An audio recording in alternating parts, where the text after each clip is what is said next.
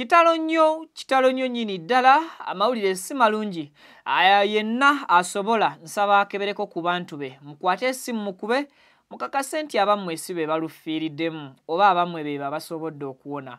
Omuwendo gw'abantu 14 gwe gukakasiddwa nti bafu so nga 7 gwegwo gwokka ogusobodde okusimattuka ku biguddewo olunaku olwaleero. Kitalo nnyo nnyini ddala.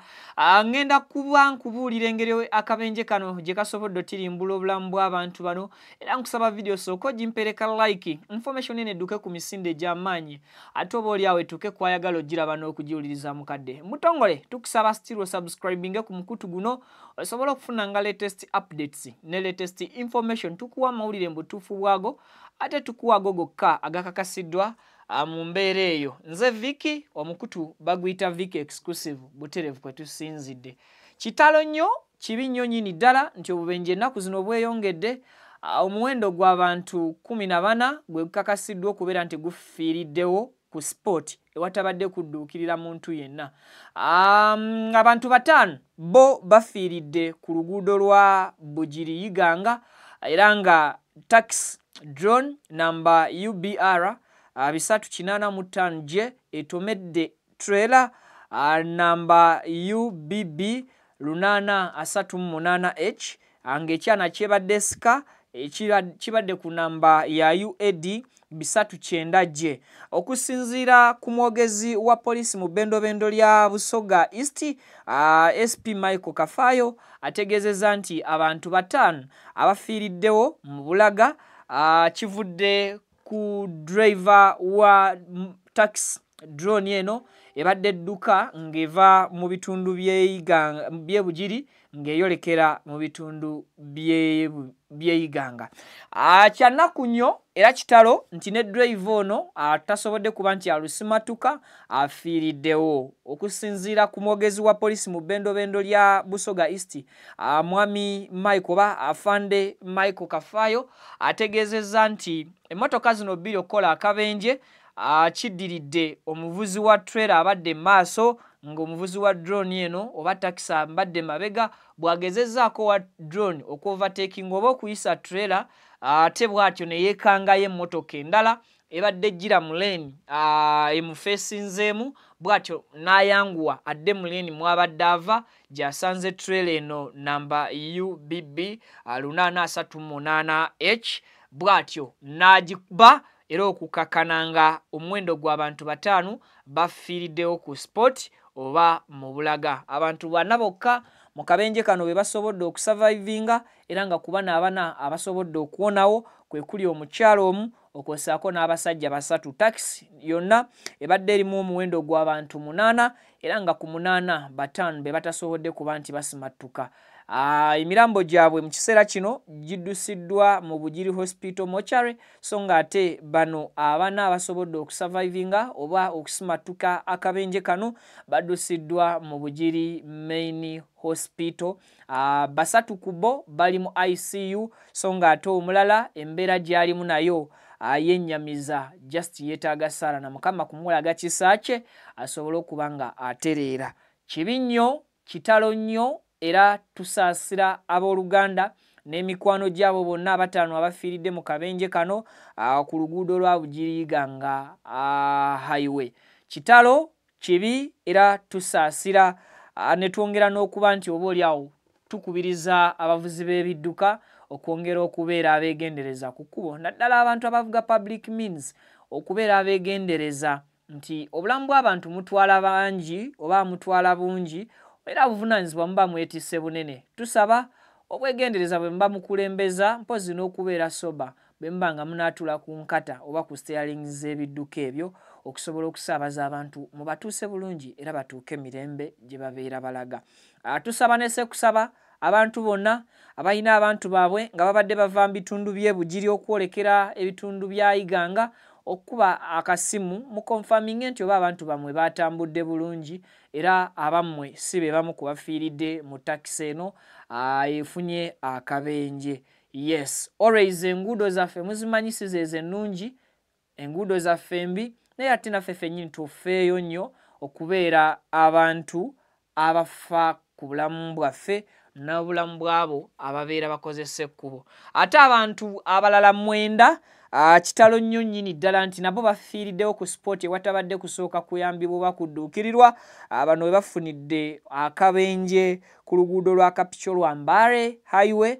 Era ku bano 3 be basobodde okuba nti basimatuka. Emmotoka ebadde erina omuwendo gw'abantu 12, abantu 9 ku bo bafiiriddewo ku sport ewatabadde kuyambibwa oba kuddusibwa mu ddwaliro lyonna kufuna bujjanjabi. Kigambibwa nti mmotoka Fuso ebadde etisse ente ebadde etaddeko n'abantu bano 12 era oluvannyuma lw'okulemererwa omugoba waayo agirindigudde ennume y'ekigo okukakana nga abantu 9 bafiiriddewo ate abalala 3 be basobodde okubeera nti baddusibwa mu malwaliro ag'enjawulo okusobola okuba nti bafuna obujjanjabi. Kitalo nnyo nnyini ddala. Obubenje bufuuse obubenje bususse, obulamu bw'abantu bungi bugenda maaso n'okuba nti oba oliawo busaanawo. Okusinziira ku lipooti ya poliisi, omwaka oguwedde obubenje obusukkira ddala mu 2025 bwe bwagwa mu Uganda era abantu abasukkira ddala ndowooza mu 8 be bafiira mu bubenje buno. Kitalo nnyo era kya nnaku nti ebiseera ebisinga poliisi efuba nnyo okututegeeza ku ngeri gye tulina okukozesaamu ekkubo. Njogera ku poliisi y'ebidduka, naye ate mu kaseera ke kamu poliisi y'ebidduka yeemu yeetafaayo ku bantu abakozesa ekkubo, naddala abo abavuga abantu abangi oba abantu abakozesa entambula z'olukale. Kikwasa ennaku nti omusirikale aleka omuntu wa takisi oba omuntu wa bbaasi n'amuggyako enguzi just ya 200 oba 1,000 n'amuleka agende ng'emmotoka gy'aleese terina bisaanyizo naye nga yeetisse obulamu bw'abantu bangi. So ng'ate omuntu ali mu mmotoka ey'obuyonjo omuntu omu yekka wa poliisi asobola okupaakingisa omuntu oyo ekidduka kye just olw'eryanda ly'emabega okwatika n'akugamba nti emmotoka yo eri mu dangerous mechanical condition. Kyokka nga takisi gy'aggyeko 2,000 oba 5 agirese ng'ejjudde obulamu bw'abantu 14 naye nga yonna embeera gy'erimu oba oliawo tesaanidde kubeera ku kkubo nga tesoose kuddaabirizibwa. Ekyo kya nnaku. Enguzi bye bimu ku ebyo ebyongedde okubeera nti byongera entata n'okutwala obulamu bw'abantu. Ebiseera ebisinga abasirikale bano ku kkubo bayinza okukitwala nga ekintu ekitali serious, naye ate obulamu bw'abantu oluusi omulibeera n'eŋŋanda zaabwe sinakindi abamu bafunako obuzibu bwa accidents mu families zaabwe nga lwa bulagajjavu bwabwe ku mirimu. Ate n'ekirala enguudo zaffe okwongera okuba nti nfunda ate nga ebidduka ku nguudo buli lukya byongera muwendo okuwera. Tusaba bekikwatako atisi mufube nga bwe musobola okuba nti mugaziya ku nguudo zino. Ate n'ekirala tusaba ne Ssekusaba yenna abakulu abaddukanya eby'enguudo enguudo ezaayonooneka mufube nnyo okuteekawo road signs mutegeeza abantu abakozesa amakubo ago nti enguudo zaffe ziri mu mbeera bweti. Kituyambeko ne badriver ffennyini okuba nti tugoberera amateeka n'obupande obwo obuli ku nguudo ate then tusobole okutaasa obulamu bwabo be tubeera tutwala oba oliawo n'okutwala obulamu bwaffe ng'ekintu ekikulu eky'okufiibwako. Tusaasira nnyo ne Ssekusasira yenna abantu abo bonna abaviiriddwako abaabwe mu bubenje buno obubiri. Nkugambye nti osobola okukebera ku bantu bo ababadde bava mu bitundu by'e Kapicolwa nga badda sides z'Embale era nga bano babadde ku Fuso ebadde etisse ente n'abantu bammwe abo 12 9 ku bo ne bafa. Era ne nkugamba checkingako ku bantu bo abavudde Bugiri nga boolekera mu bitundu by'e Iganga era nga bano 5 ku bo bafiiriddewo Mbulaga tebanaba kuba nga bategerekeka amannya gaabwe ne we tujjidde ku mpewo. So nga ate abalala 4 okubadde omukyalo omu n'abasajja 3 be baddusiddwa mu ddwaliro erya Bugiri Hospital ate ng'emirambo gy'abano 5 abafudde giddusiddwa buterevu mu Bugiri Hospital mortuary. Kitalo kibi nnyo. Tusaba Mukama emyoyo gy'abagenzi agiramuze kyesa ate agiwa ekitangaala eky'olubeerera ne famire zaabwe bambi azigumye ziyita mu kaseera ak'okusoomozebwa mu kiseera kino. Nsaba ne Ssekusaba n'okubiriza abantu bonna ekkubo n'ebidduka mu bitwale ng'ekintu ekikulu. Si muntu akozesa ekkubo ng'otambuza bigere, saavuga akagaali, saavuga pikipiki oba omuntu avuga emmotoka, nsaba ekkubo mulitwale nti kintu kikulu, kisobolera ddala okutwala obulamu bwo, kisobola okutwala obulamu bw'abalala. Nekyane tukubiriza baganda baffe abavuga emmotoka ez'olukalaabo bonja basimbako nnyesira nti bannange mufeeyo nnyo, mufiireeyo ddala. Obulamu bw'abantu mubeera mwetiise bungi. Of recently bus yagudde abantu abatannategerekeka na muwendo nye gye buli kati YY bus abagifiiriddemu bangi. Ba survivors be batono abafiiriddemu ne gye buli kati omuwendo gulinnya.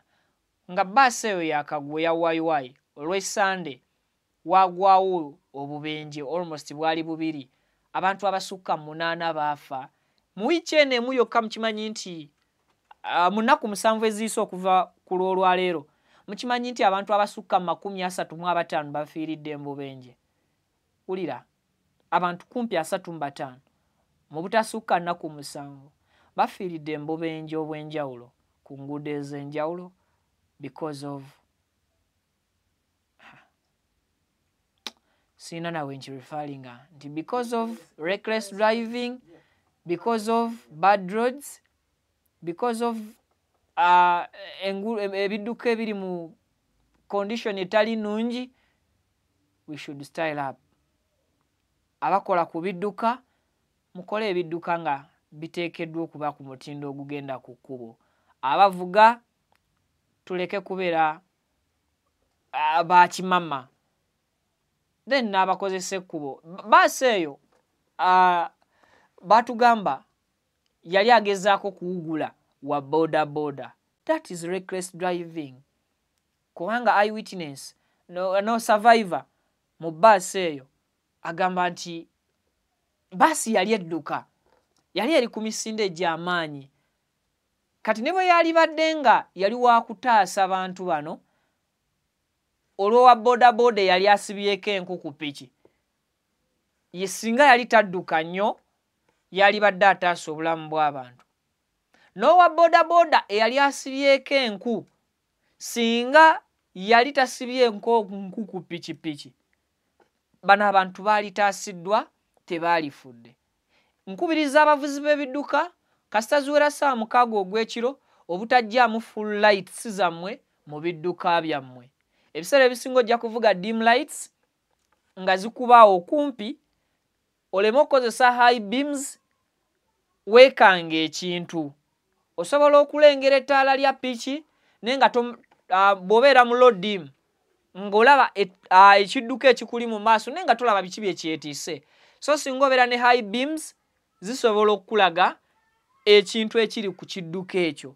Era nkubiriza omuvuzi w'ekidduka kyonna nga tonnaba kuba nti oyisiŋŋanya n'ekidduka ekikuliko mu distance mu budde bw'ekiro, at least sooka okikubemuko ku high beams, then okonfaminge obugazi bw'ekidduka ekyo, omanye space ki gy'oyinza okukirekera era omanye nawwa ku sayidi y'ekkubo safety yaawo bweyimiridde. But ebiseera ebisinga ba drivers mbudde bw'amatumbi bempitako temubifaako ebintu ebyo. Olengera emmotoka totaddeemu full lights kugiindicatinga. Sometimes ba drivers baba beebase.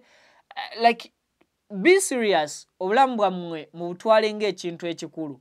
Kyannaku sigenda kwogera bingi mu kaseera ak'okunyolwa, naye tusaba bekikwatako mukole ekisoboka mu buvunaanyizibwa bwaffe tusobole okwekuuma tubeere balamu. Nze Vicky nsinzira ku Mukutu Vicky Exclusive. Tusinkane mu updates ezinaddako nnyingi. Mweraba.